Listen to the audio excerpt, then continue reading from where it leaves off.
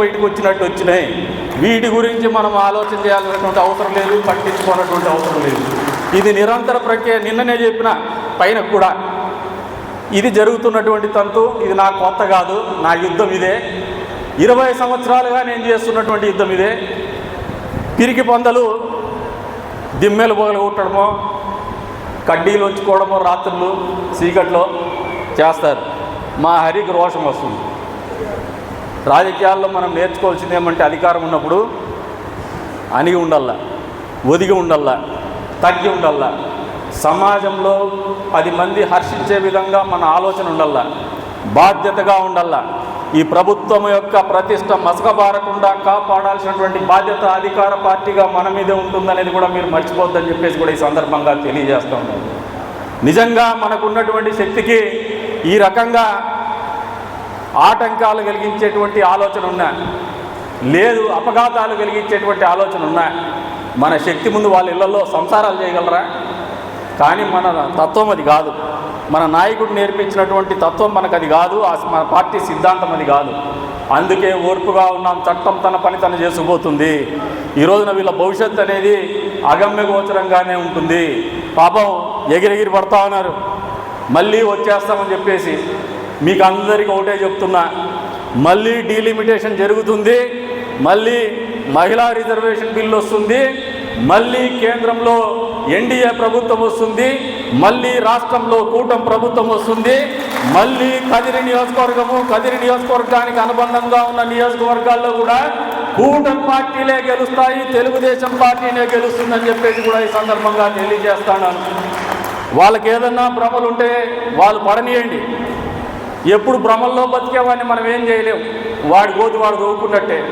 వాస్తవాలు లేకొచ్చేవాడు, వాస్తవాలను ఎదుర్కొనేటే దమ్ము ధైర్యం ఉండేటువంటి వాడే నాయకుడుగా. చంద్రబాబు నాయుడుకి ఎవరు దొరకలేదా, ఈడే దొరికినాడా అని మాట్లాడినారు. చంద్రబాబు మళ్ళీ ఈడేమవుతాడని మాట్లాడినారు. వాటన్నిటినీ ఛేదిస్తూ ఈ రోజున ఇక్కడ నిలబడి మళ్ళీ సమాధానం చెప్పే పరిస్థితుల్లో రాజకీయం చేస్తున్నామంటే అది ఆ రోజున మీరందరూ పోరాడినటువంటి పోరాట స్ఫూర్తే, ఆ రోజున మనమందరం కలిసి ఎదిరించినటువంటి తీరుతెన్నులే మనల్ని ఈ స్థాయిలో నిలబెట్టినాయనేది వాస్తవం అని చెప్పేసి కూడా అందరూ మళ్ళీ ఒక్కసారి పునరాలోచన చేసుకోవాలని చెప్పేసి కూడా ఈ సందర్భంగా తెలియజేస్తాను. అటువంటి పోరాట స్ఫూర్తి అనేది నిరంతరము మన రాజకీయాల్లో ఉన్నటువంటి మనకు అవసరం. ఆ స్ఫూర్తి అనేది నిరంతరం మన జంట ఉంటేనే మనం రాజకీయాల్లో కొనసాగలుగుతాం. రిలాక్స్ అయిపోయేసి అధికారం వచ్చింది డబ్బు సంపాదించాలంటే ప్రజలు ఎప్పుడు కూడా చాలా తెలివైనటువంటి వాళ్ళు.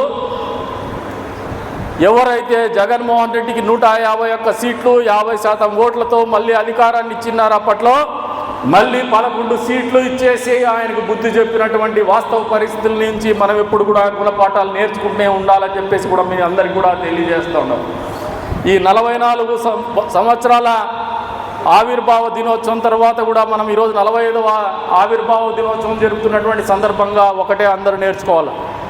ప్రజలు శాశ్వతం, రాష్ట్రం శాశ్వతం, ఈ ప్రాంతం శాశ్వతం.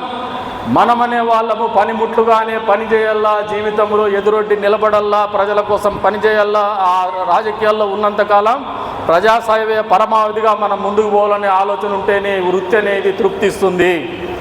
ఆ రకంగా కాకుండా నేనేదో గొప్ప మళ్ళా డబ్బు పోగేసుకుందాం, డబ్బు కోసమే రాజకీయాలు చేద్దాం, నాకేం పనులు జరగలే, మన కోసం పనుల కోసం రాజకీయాలు లేవు.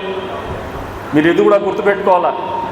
మీ గౌరవం అనేది ఎక్కడ ఉంటుందంటే మీ ప్రాంతంలో మీ ఏదైనా ఎవరికైనా సమాజం పరంగా లేదంటే అడ్మినిస్ట్రేషన్ పరంగా ప్రభుత్వ పరంగా సమస్య వస్తే దాన్ని పరిష్కరిస్తే మీరు ఉత్తములు అవుతారు, పురుషోత్తములు అవుతారు.